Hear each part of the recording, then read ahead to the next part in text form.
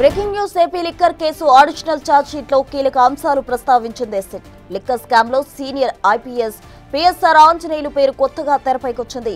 ఈ కేసులో నిందితులకు ఆంజనేయులు కాల్స్ చేసినట్టు పేర్కొంది. ఆయన చార్ట్ లిస్ట్, బ్యాంక్ స్టేట్మెంట్, ఆస్తుల వివరాలు సైతం ఛార్జ్ షీట్ లో ఉంచింది సిట్.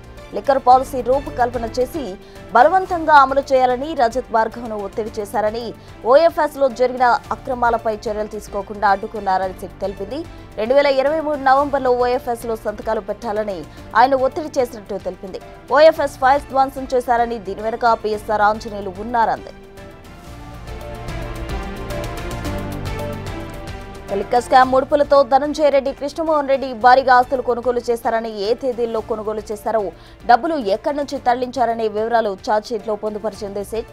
బాలాజీ, గోవిందప్ప 4 చోట్ల స్థిరాస్తులు కొన్నారని, రాజకేశరెడ్డి రంగారెడ్డి జిల్లా హైదరాబాద్ లో 11 చోట్ల దాదాపు 30 ఎకరాలు కొన్నట్టు అటు ధనంజయ రెడ్డి హైదరాబాద్, నెల్లూరులో బినామీ పేర్లతో పాటు కుటుంబ సభ్యుల పేర్ల మీద భూములు కొనుగోలు చేశారంది.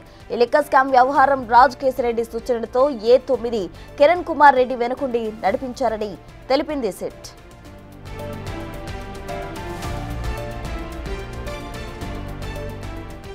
ఏపీ లిక్కర్ కేసుకు సంబంధించి ఛార్జ్ షీట్ లో కీలక అంశాలు సిట్ ప్రస్తావించింది. పూర్తి డీటెయిల్స్ మా ప్రతినిధి శివ విజయవాడ నుండి అందిస్తారు. శివ,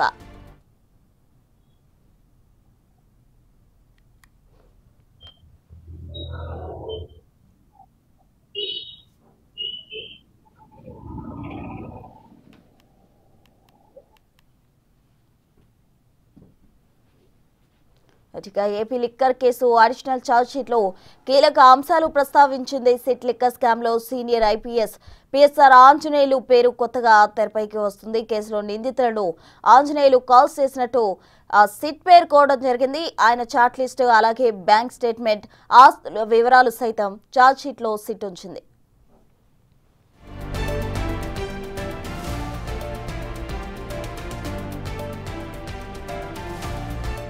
ఏపీ లిక్కర్ కేసుకు సంబంధించి ఛార్జ్ షీట్ లో ఆంజనేయులు పేరు వినిపించింది. పూర్తి డీటెయిల్స్ మా ప్రతినిధి శివ విజయవాడ నుండి అందిస్తారు. శివ,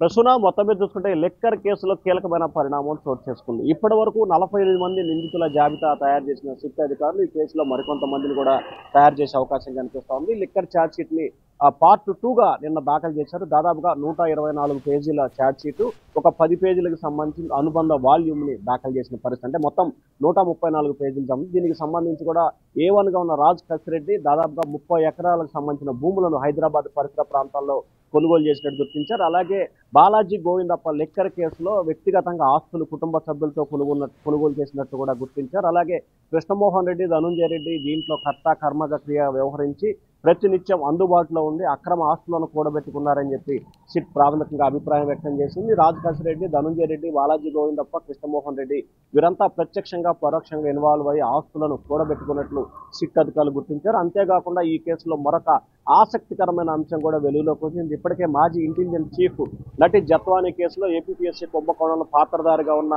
పిఎస్ఆర్ ఆంజనేయులు తాజాగా ఈ కేసుకు సంబంధించి లిక్కర్ కేసులో నిందితులుగా ఉన్న కచ్చిరెడ్డి రాజశేఖర్ రెడ్డితో, ధనంజయ రెడ్డి, బాలాజీ, గోవిందప్ప, కృష్ణమోహన్ రెడ్డితో అనేక సందర్భాలుగా దాదాపుగా 60 సార్లు పైగా కాల్ మాట్లాడినట్టు కూడా సిట్ అధికారులు గుర్తించారు. ఈ డేటా మొత్తం కూడా రికవర్ చేసే ప్రయత్నం చేస్తున్నారు. ఏమేమి మాట్లాడారు, ఎందుకు మాట్లాడాల్సి వచ్చింది, వారి మధ్య ట్రాన్సాక్షన్ ఏం జరిగింది, ఈ లిక్కర్ కేసులో పిఎస్ఆర్ ఆంజనేయులు పాత్ర ఏమిటనే దానికి సంబంధించి కూడా సిట్ అధికారులు దర్యాప్తు చేస్తున్న పరిస్థితి కనిపిస్తోంది.